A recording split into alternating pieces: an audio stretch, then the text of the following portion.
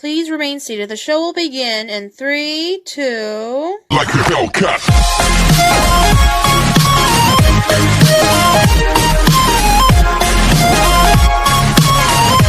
Hello everyone, I'm Fam Traveler 87 and welcome back to my channel.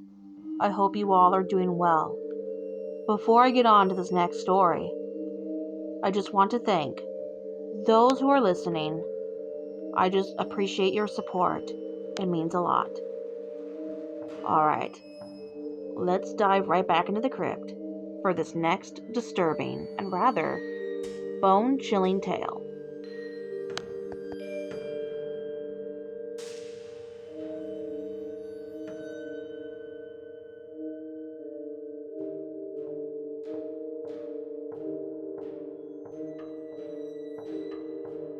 July 14th, 2003 is the exact date on which the U.S. government officially revealed the existence of the mysterious Area 51 base.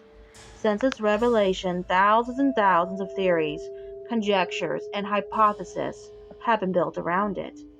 The intense secrecy surrounding the base and the fact that its main objective is undetermined have contributed to raising them. Thus, there has been speculation about contacts with extraterrestrial beings, development of weapons of mass destruction, and horrible experiments with human beings. Area 51 is one of the topics that inspire the most conspiracy theories around the world. Many would give anything just to be able to get a little closer and glimpse even a portion of what it actually hides. One of the many stories circulating about what happens inside Area 51 is what is considered the most extreme human experiment in history, the Abigail Project. This story was leaked by a former cleaner who worked at the site in question, who agreed to reveal this story at the cost of his own life because he was unable to continue carrying the heavy burden of keeping this secret. She was later murdered as she killed multiple scientists. It all started in 1945 after World War II had ended. At this time, Area 51 operated under the name Indian Springs Air Force Auxiliary Camp. According to our source, the base had been built for the development and secret safekeeping of advanced weapons. The base continued this purpose until, in the midst of the Cold War and the constant threat of war with the Soviet Union, the government approved the use of the base for biological experiments. The government considered the development of biological weapons crucial to maintain its world hegemony and armed superiority over other nations. This is how one of the most important and best reputed scientists of the place, Albert Western, decided to start a project whose main objective was to create a super soldier. Dr. Western desired a kind of Captain America, extremely strong and robust, whose wounds healed quickly and could withstand extreme fatigue, harsh conditions, and very long periods without eating or drinking. Unfortunately, the procedures to carry out such a crazy vision were not clear, so no one was willing to offer themselves as a guinea pig for a project whose methodology was not defined and received who knows how many kinds of substances and mutilations in order to make Western fulfill his dream. It was almost a suicide. In addition to this, the person experimented on had to be someone of complete confidence. That is, someone without friends or family who were able to denounce the project publicly and sue the base or the government of the United States. The first option was vagrants or prisoners, but Western needed a completely healthy individual with excellent physical and moral condition. So much after thought, Western made a decision. The right person to receive that experiment was his own daughter, Abigail. Abigail Western was a young university student who studied to follow in her father's footsteps and perhaps one day become an Area 51 scientist like him. Western loved his daughter, but he was a stubborn man who tirelessly pursued his goals, no matter the cost. if he had to subject his own daughter to a risky experiment whose success was uncertain to save America, then so be it. He managed to convince Abigail to agree, and then the Abigail Project began. The girl underwent all kinds of surgeries and implants and substance tests. She was mutilated, drugged, and exposed to torture. Nobody saw how all those humiliations were going to develop the supposed super soldier that Western intended, but the changes began to be noticed after a while. Abigail's appearance had changed drastically. Her bones had grown enormously, but the skin had stretched a lot too, so that it looked wrinkled on her elongated limbs. Her teeth were also growing gigantic, and her behavior was becoming more animalistic and less rational. Several colleagues of the scientist urged him to stop the Abigail Project, that it was outside the limits of all human and scientific action, that the project had been diverted and now the damage was irrecoverable. But Western, in his arrogance, was willing to take the experiment to its ultimate consequences. It was not that he hated his daughter. On the contrary, she was the most precious thing for him. However, he knew that if they ended the project, the young woman would die immediately, since her disfigured body now depended on the technology and conditions that were in the base to survive. Some employees of Area 51, the cooks, revealed to the man who leaked the story that they were ordered to prepare huge plates of food that they had to introduce through a slot into a room sealed with a steel door. They never knew for sure what was behind it, but that there were many rumors about the kind of monster that was inside. They also said that on several occasions they managed to see Western standing in front of the door crying or talking to this creature. Eventually, Abigail ended up losing what was left of her human rationing. She became a beast. The Abigail Project had officially failed, and Dr. Western finally realized what a mistake he had made. He had subjected his daughter to endless ailments without sufficient scientific criteria, and for what? He only managed to turn his beloved and beautiful girl into a wild and lethal monster who only saw him as subsistence. Without nothing to continue living for, Albert Western committed suicide in 1947, but not before strongly begging that his daughter not be murdered, that they try to return her to normal, or at least leave her alive. The government was not willing to continue spending money on that failed project, but out of respect for Dr. Western's reputation, they fulfilled the part of keeping her alive. They were not going to kill her directly, but they would let hunger take away that monster. They stopped providing any food or medical care for poor Abigail. As a result, on the first night, many employees of the base reported hearing howls and loud scratches. At one point, the alarms went off, but when the head of the base went to check, to his surprise, the steel door was knocked down and the monster was not there. A while later, the remains of two guards were found. The creature had run away hungry. An extensive search and capture operation was immediately carried out within and around the base. Although an attempt was made to annihilate the creature, bullets and explosives did not seem to seriously damage it.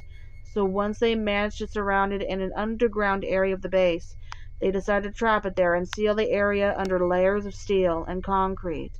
It's been more than 70 years since the Abigail Project, and there are still Area 51 employees who claim that in the West Wing, behind the walls and especially under the floor, you can hear choked scratches and grunts from time to time. The question is, how was Abigail able to survive so long without food or water? Perhaps Western's project wasn't as much of a failure as he had thought. Maybe if he continued to test other subjects, he would eventually have managed to create his dreamed invincible soldier. But the question we should be asking is, if starvation and thirst, bullets, or explosives can't kill her, what can? Today, Abigail is believed to be one of the reasons why Area 51 is so sheltered. They don't know what it is and they don't know how to fight it. They fear that if some curious person comes across it one day, or if the creature manages to escape, things would undoubtedly end very badly for everyone. Now, how many of you have been to Disneyland or Disney World before? It has been a long while since my family has last gone. And when I first heard this creepypasta for the first time, Even to this day, it still gives me chills. The Disney Corporation is known to have sparks of controversy regarding its business practices, amongst a few other things that are quite questionable. Now, this next tale will certainly keep you on the edge of your seat. And it has always stuck with me ever since I was around 15 or 16 years old. I give you Abandoned by Disney. Some of you may have heard that the Disney Corporation is responsible for at least one real-life ghost town. Disney built the Treasure Island Resort in Baker's Bay in the Bahamas. It didn't start as a ghost town. Disney's cruise ships would actually stop at the resort and leave tourists there to relax in luxury. This is a fact. Look it up. Disney blew $30 million on the place. Yes, $30 million. Then they abandoned it. Disney blamed the shallow waters, too shallow for their ships to safely operate, and there was even blame cast on the workers, saying that since they were from the Bahamas, they were too lazy to work a regular schedule. That's where the factual nature of their story ends. It wasn't because of sand, and it obviously wasn't because foreigners were lazy. Both are convenient excuses. No, I sincerely doubt those reasons were legitimate. But why don't I buy the original story? Because of Mowgli's Palace. Near the beachside city of Emerald Isle in North Carolina, Disney began construction of Mowgli's Palace in the late 1990s. The concept was a jungle-themed resort with a large, you guessed it, palace in the center of the whole thing. If you're unfamiliar with the character of Mowgli, then you might better remember the story The Jungle Book. If you haven't seen it anywhere else, you'd know it as a Disney cartoon from decades past. Mowgli is an abandoned child in the jungle, essentially raised by animals, and simultaneously threatened/pursued by other animals. Mowgli's Palace was a controversial undertaking from the start. Disney bought up a ton of high-priced land for the project, and there was actually a scandal surrounding some of the purchases. The local government claimed eminent domain on people's homes, then turned around and sold the properties to Disney.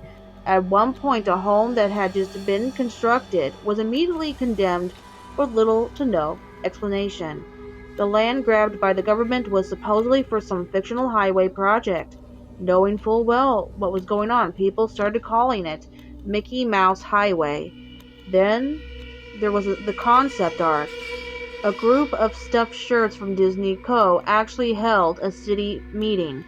They intended to sell everyone on how lucrative this project was going to be for everyone. When they showed the concept art, this gigantic Indian palace, surrounded by jungle, staffed with men and women in loincloths and tribal gear, well, suffice to say, everyone flipped their shit. We're talking about a large Indian palace jungle and loincloths not only in the center of a relatively wealthy area, but also a somewhat xenophobic area of the southern USA. It was a questionable mix at that point in history. One member of the crowd tried to storm the stage, but he was quickly subdued by security after he managed to break one of the presentation boards over his knee. Disney took that community and essentially broke it over its knee as well. The houses were razed, the land was cleared, and there wasn't a damned thing anyone could do or say about it. Local TV and newspapers were against the resort at the beginning, but some insane connection between Disney's media holdings and the local venues came into play, and their opinions turned on a dime. So anyway, Treasure Island, the Bahamas, Disney sunk those millions in and then split. The same thing happened with Mowgli's Palace. Construction was complete. Visitors actually stayed at the resort. The surrounding communities were flooded with traffic and the usual annoyances associated with an influx of lost and irate tourists. Then it all just stopped. Disney shut it down and nobody knew what the hell to think. But they were happy about it. Disney's loss was pretty hilarious and wonderful to a large group of folks who didn't want this in the first place. I honestly didn't give the place another thought since hearing it closed over a decade ago. I lived maybe 4 hours from Emerald Isle, so I really only heard the rumblings and didn't experience any of it firsthand. Then I read this article from someone who had explored the Treasure Island Resort and posted a whole blog about all the crazy shit he found there. Stuff just left behind. Things smashed, defaced, probably ruined by the disgruntled former employees who had lost their jobs. Hell, the locals from all around probably had a hand in wrecking that place. People there felt just as angry about Treasure Island as folks here did about Mowgli's Palace. Plus, there were rumors that Disney had released their aquarium stock into the local waters when they closed, including sharks. Who wouldn't want to take a few swings at some merchandise after that? Well, what I'm getting at is that this blog about Treasure Island got me thinking. Even though many years had passed since its closing, I figured it might be cool to do some urban exploration at Mowgli's Palace. Take some photos, read about my experience, and probably see if there was anything I could take at home as a memento. I'm not going to say I wasted no time getting there, because honestly, it took another year after I first found that Treasure Island article to get around to going up to Emerald Isle. Over the course of that year, I did a lot of research on the resort, or rather, I tried to. Naturally, no official Disney site or resource made any mention of the place. That had been scrubbed clean. Even odder, however, was that nobody before myself had apparently thought to blog about the place, or even post a photo. None of the local TV or newspaper sites had one word about the place, though that was to be expected since they had all swung Disney's way. They wouldn't be out there lauding their embarrassment. Recently, I learned that corporations can actually ask Google, for example, to remove links from search results, basically for no good reason. Looking back, it's probably not that nobody spoke of the resort, but rather their words were made inaccessible. So in the end, I could barely find the place. All I had to go on was an old as hell map I had received in the mail back in the 1990s. It was a promotional item sent out to people who had recently been to Disney World, and I guess since I had been there in the late 80s, that was recent. I didn't really intend to hang on to it. It just got shoved in with my books and comics from my childhood. I only remembered it months into my research, and even then it took me another few weeks to locate the storage bin my parents had shoved it all into. But I did find it.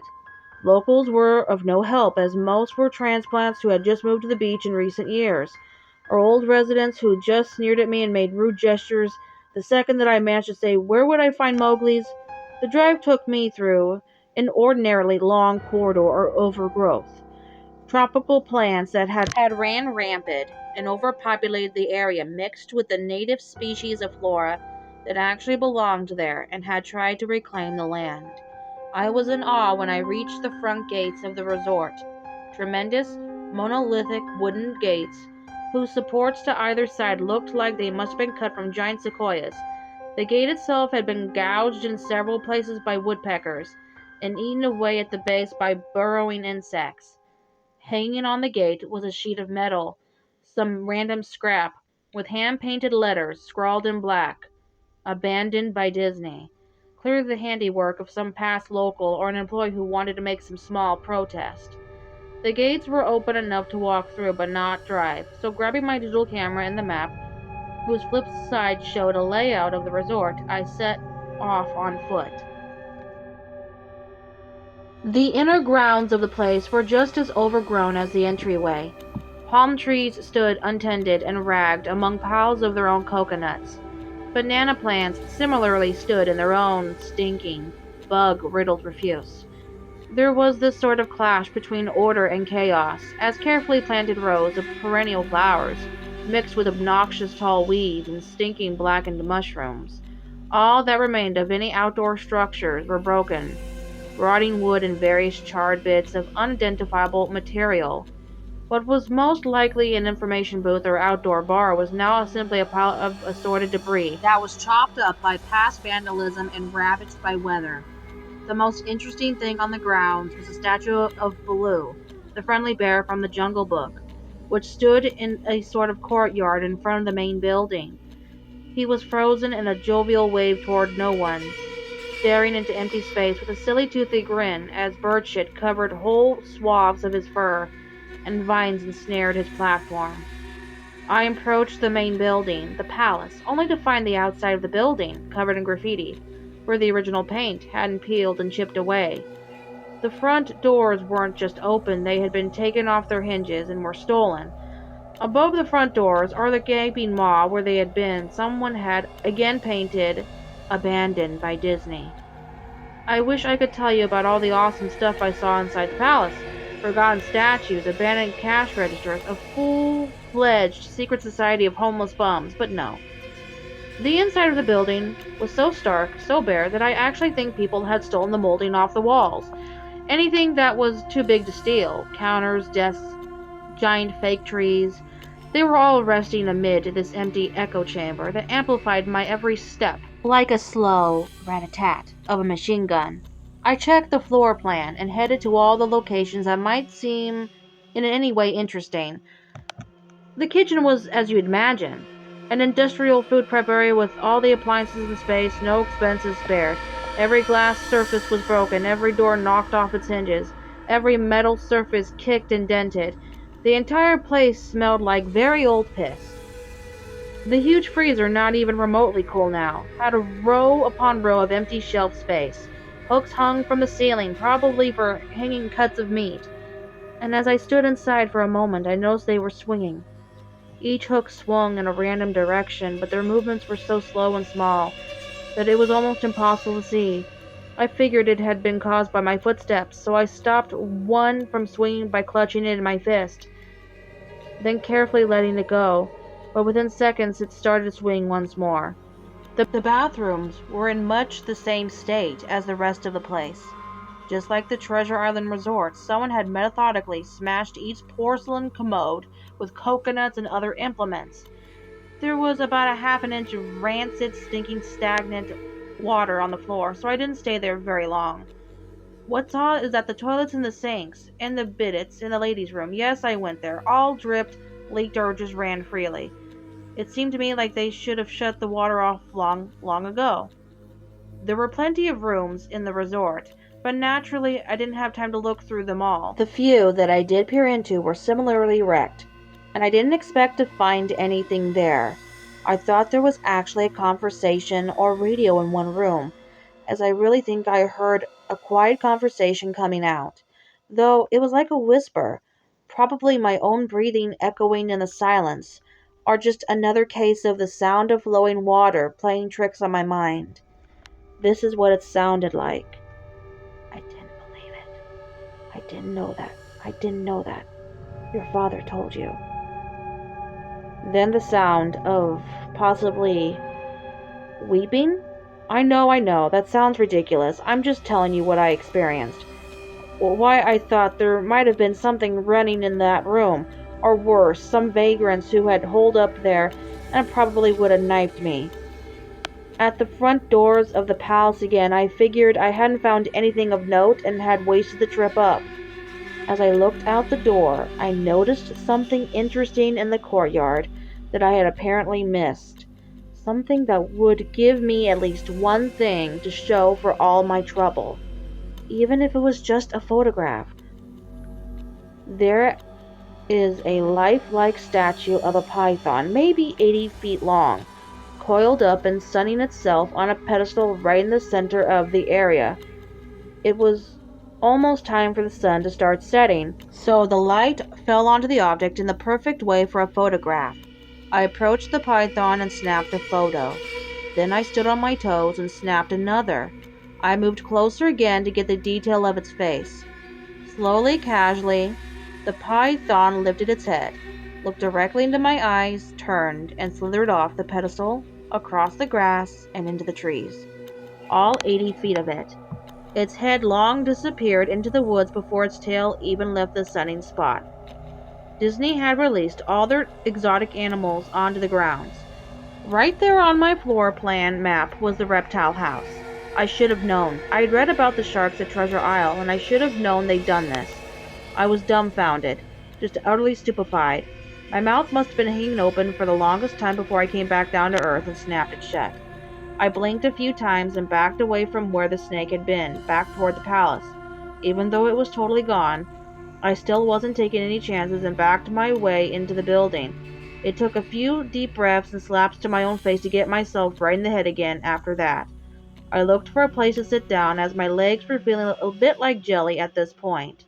Of course, there was no place to sit down unless I wanted to recline in the broken glass and dead leaf carpet or haul myself up onto a desk of questionable reliability. I had seen some stairs near the palace's lobby and decided to go have a seat there until I felt better. The staircase was far enough away from the front of the building to be relatively clean. Save for a startling accumulation of dust, I pulled a wedge of metal off the wall, once again painted with the "Abandoned by Disney" motto I'd become accustomed to. I placed the wedge on the stairs and sat on it to keep at least somewhat clean. The stairway led downward below ground level. Using my camera flash as a sort of improvised flashlight, I could see that the staircase ended in a metal mesh door with a padlock. A sign on the door, a real sign, read, "Mascots only. Thank you." This perked up my spirits a little bit for two reasons. One, a mascots only area would have definitely had some interesting stuff back in the day. Two, the padlock was still in place. Nobody had gone down there, not the vandals, not the looters, nobody. This was the one place I could actually explore, and perhaps find something interesting to photograph or wantly steal. I had come to the palace essentially agreeing with myself that it was okay to take anything I wanted, because hey, abandoned. It didn't take much to burst the lock. Well, actually, that's wrong. It didn't take much to bust the metal plate on the wall that the padlock was hooked to. Time and decay had done most of the work for me, and I was able to bend the metal plate enough to pull the screws out of the wall, something nobody else had apparently thought of, or hadn't been able to do at the time. The mascots only area was a startling and very welcomed change from the rest of the building I'd seen. For one, every second or third fluorescent light overhead was illuminated, even though they flickered and faded randomly. Also, nothing had been stolen or broken, even if age and exposure were definitely taking their toll. Tables had notepads and pens. There were clocks. Even a punch-in clock on the wall, complete with filled-out time cards. Chairs were scattered around, and there was even a small break room with an old static-filled television and long rotted-out food and drink on the counters. It was like one of those post-apocalypse movies where everything is left in a state of evacuation. As I walked the maze-like sub-basement hallways of the mascots-only area, the sights just became more and more interesting. As I went further, desks and tables were knocked over, paper scattered and almost melded with the damp floor, and a large carpet of mold was slowly overtaking the real rotting crimson floor covering. Everything was just sort of squishy. Anything would disintegrated into mush when I applied even the least amount of force, and clothing items hanging on hooks in one of the rooms simply fell to moist threads if I tried to unhook them. One thing that annoyed me was that the light was becoming more sparse and unreliable as I went further into the dank, suffocating depths of the place. Eventually, I reached a black and yellow striped floor with the words "Character Prep 1" stenciled on it. The door wouldn't open at first. I figured this was probably where the costumes were kept, and I definitely wanted a photograph of that twisted, stinking mess. Try as I might, whatever angle or trick I tried, the door wouldn't budge. That is until I gave up and started to walk away. That's when there was a slight popping sound, and the door creaked open, slowly.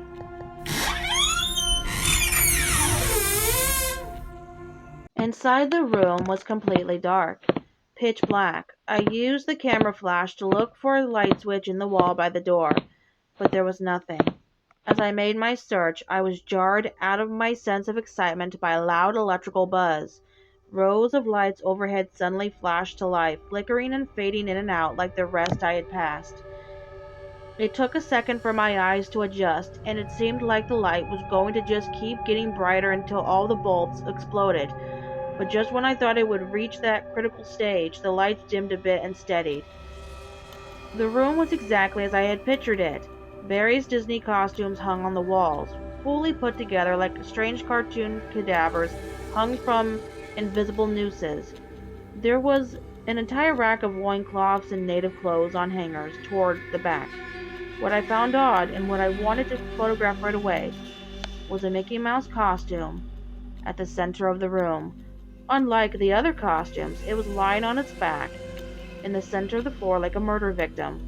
The fur on the costume was rotten and shedding, creating bare patches. What was even odder, however, was the coloring of the costume. It was like a photo negative of the actual Mickey Mouse. Black where he should have been white, and white where he should have been black. His normally red overalls were light blue. The sight was off-putting enough that I actually put off photographing the thing until last. I took a picture of the costumes hanging on the walls, upward angles, downward angles, side shots to show an entire row of frozen, putrid cartoon faces, some with plastic eyes missing. Then I decided to stage a shot, just one of the bedraggled characters' heads on the slick, grimy floor. I reached for the headpiece of a Donald Duck costume and carefully removed it so the thing wouldn't fall apart in my hands. As I looked into the face of the wide-eyed, moldering head, a loud clattering sound made me jump with fright. I looked down at my feet, and there between my shoes was a human skull. It had fallen out of the mascot head and shattered into pieces at my feet. Only the empty face and lower jaw remained, staring up at me. I dropped the duck head immediately, as you'd expect, and moved for the door. As I stood in the doorway, I looked back to the skull on the floor. I had to take a picture of it, I had to, for any number of reasons that may seem silly, but only if you don't think it through. I'd need proof of what happened, especially if Disney was going to somehow make this go away. I had no doubt in my mind right from the start that even if it was just gross negligence, Disney was responsible for this. That's when Mickey, that photo negative, opposite Mickey in the middle of the floor, started to get up. First sitting up, then climbing to its feet. The Mickey Mouse costume, or whoever was inside of it, stood there at the center of the room, its fake face just staring directly at me as I mumbled, "No," over and over and over. With shaking hands, a violently thrashing heart, and legs that had once again turned to jelly, I managed to lift the camera and aim it at the opposite creature now quietly sizing me up. The digital camera screen displayed only dead pixels in the shape of the thing. It was a perfect silhouette of the Mickey Mouse costume. As the camera moved in my unsteady hands, the dead pixels spread, marring the screen wherever Mickey's outline moved to. Then the camera died, went blank and quiet and broken. I raised my eyes once again to the Mickey Mouse costume. "Hey!" it said in a hushed, perverted, but perfectly executed Mickey Mouse voice. "Want to see my head come off?" It started to pull at its own head, working its clumsy, glove-clad fingers around its neck, with clawing, impatient movements similar to a wounded man trying to pull himself free of a predator's jaws. As it worked its digits into its neck, so much blood. So much thick, chunky, yellow blood. I turned away as I heard a sickening tearing of cloth and flesh, only cared about getting away, above the doorway out of this room. I saw the final message clawed into the metal with bone or fingernails. Abandoned by God. I never got the pictures out of the camera. I never wrote the blog entry about it. After I ran from that place, fled for my sanity if not my very life, I knew why Disney didn't want anyone to know about this place. They didn't want anyone like me getting in. They didn't want anything like that getting out. Now, there are 2 other sequels to this creepypasta by Slime Beast that will be published at a later date, known as Room Zero and Corruptus. If you've gotten this far into this video, I just want to say thank you, and I really do seriously appreciate your guys' support. If you haven't done so already, please like and subscribe. We still got one more story to go. And so if you made it this far, thank you so much. And let's continue on, shall we?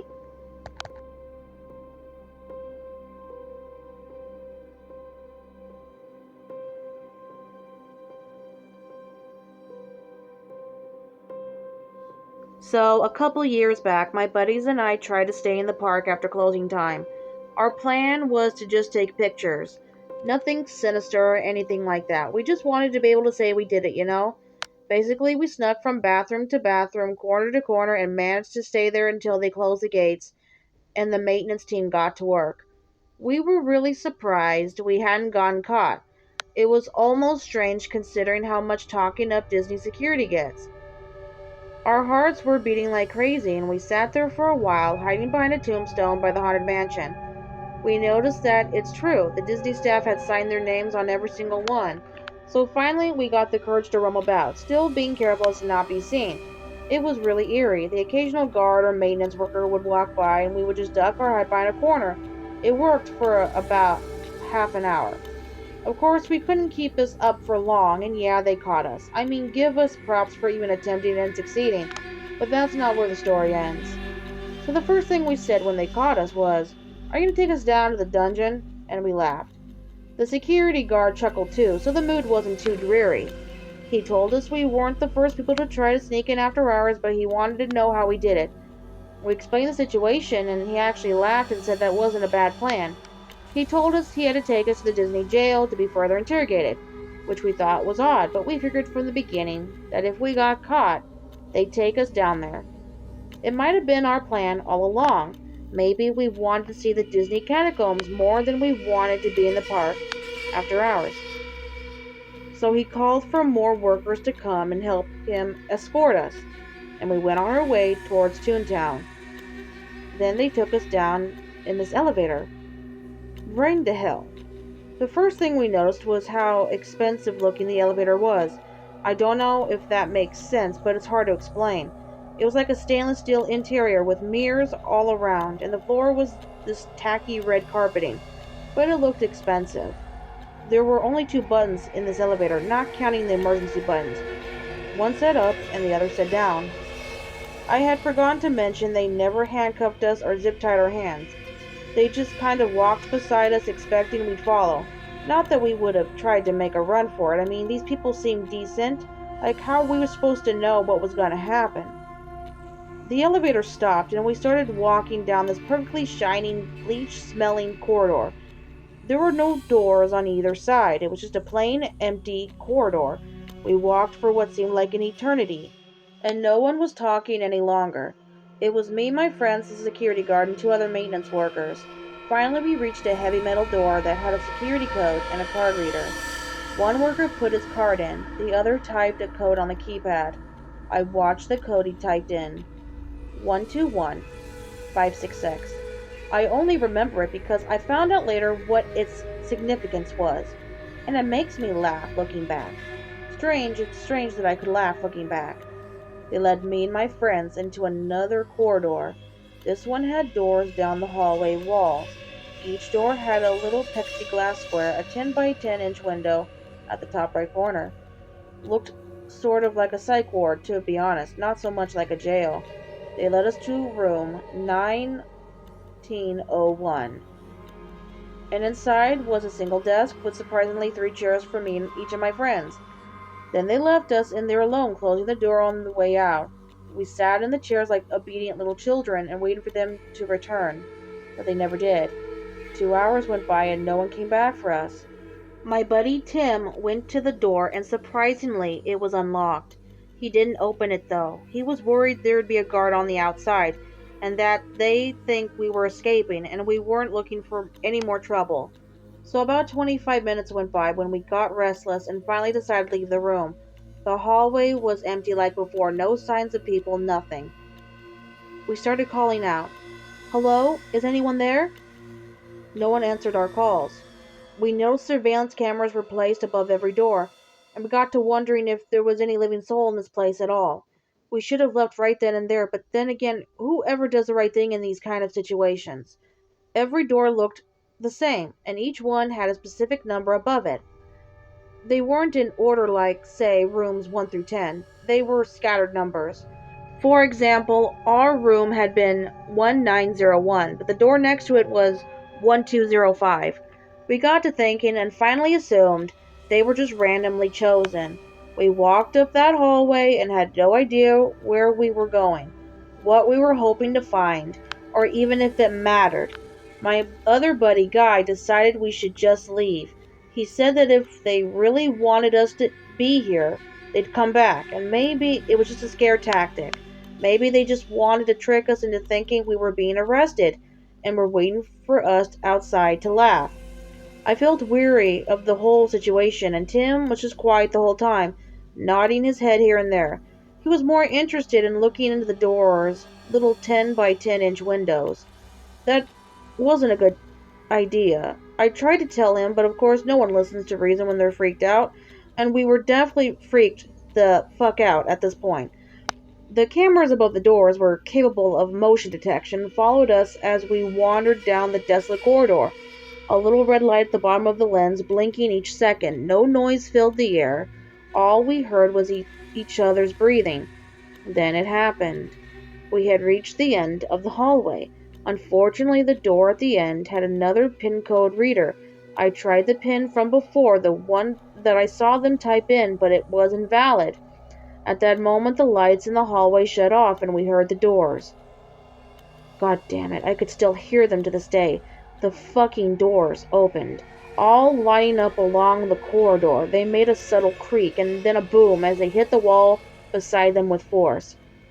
As I said, after I entered the invalid code into the keypad, the lights shut off and the doors opened, except for the door with the keypad. We also noticed as the doors opened, each doorway had a little bit of light seeping from its open pathway. We stood there stunned for a good 5 minutes, not knowing what to do. We figured we tripped some alarm and that was just protocol, a standard drill in case of an intended escape.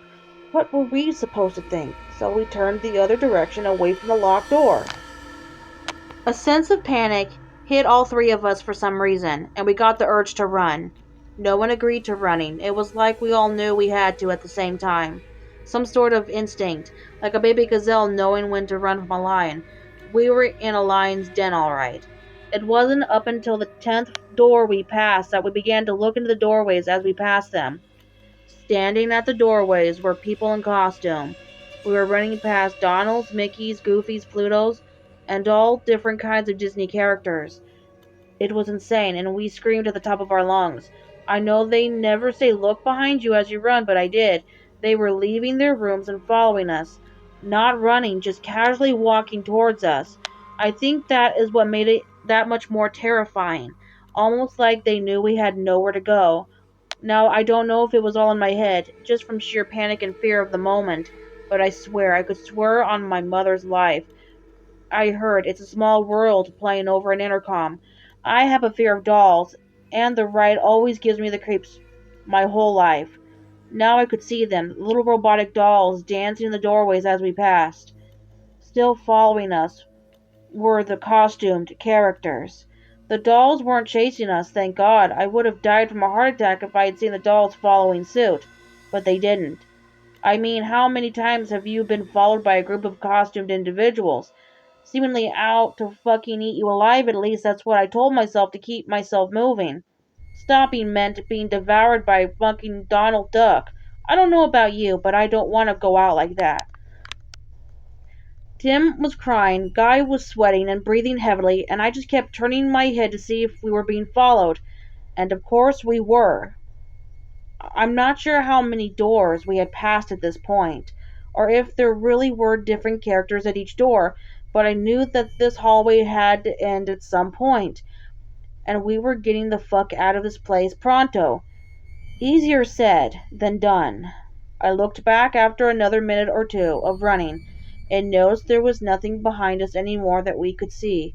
I heard footsteps, but we figured we had gone so far ahead, and they were just still walking casually like before.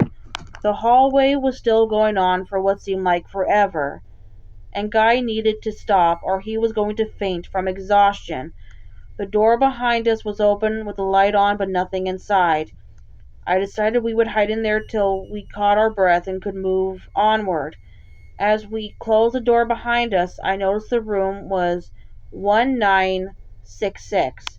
Again, that meant nothing at the time.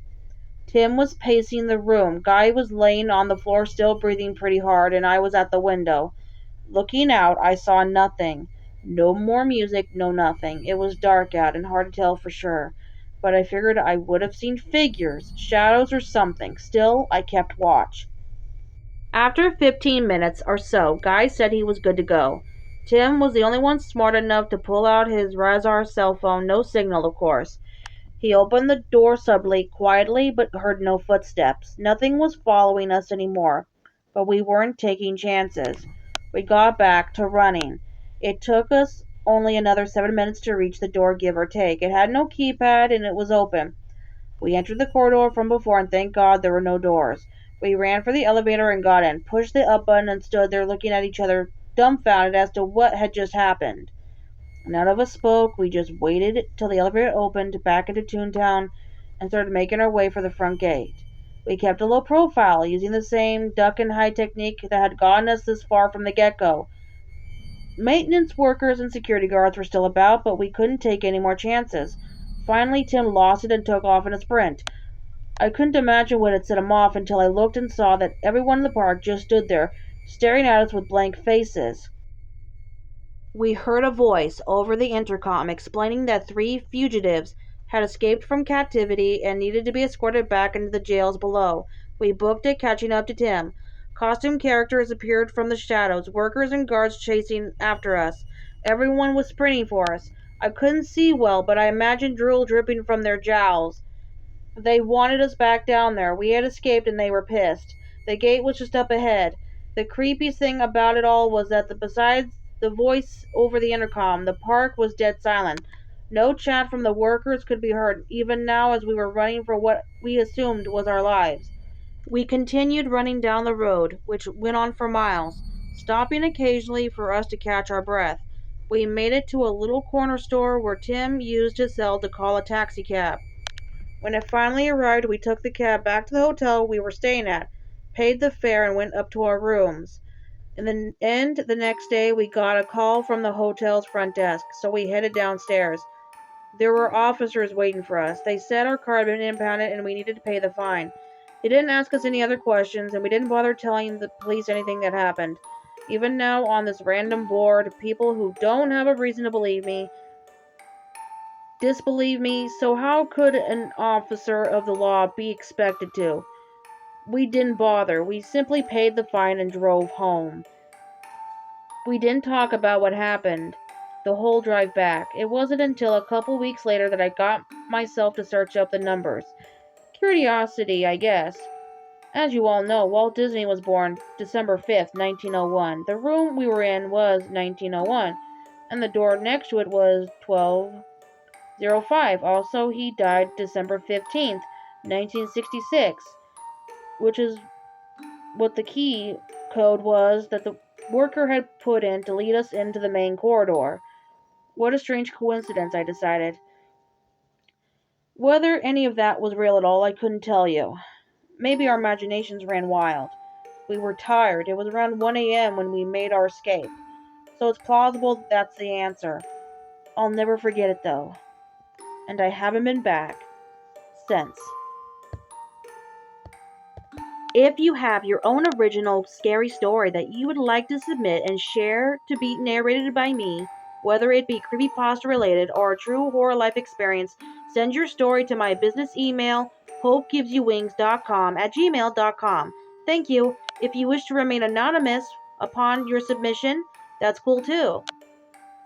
I look forward to seeing what you got in store for me. Alright, until next time, bye!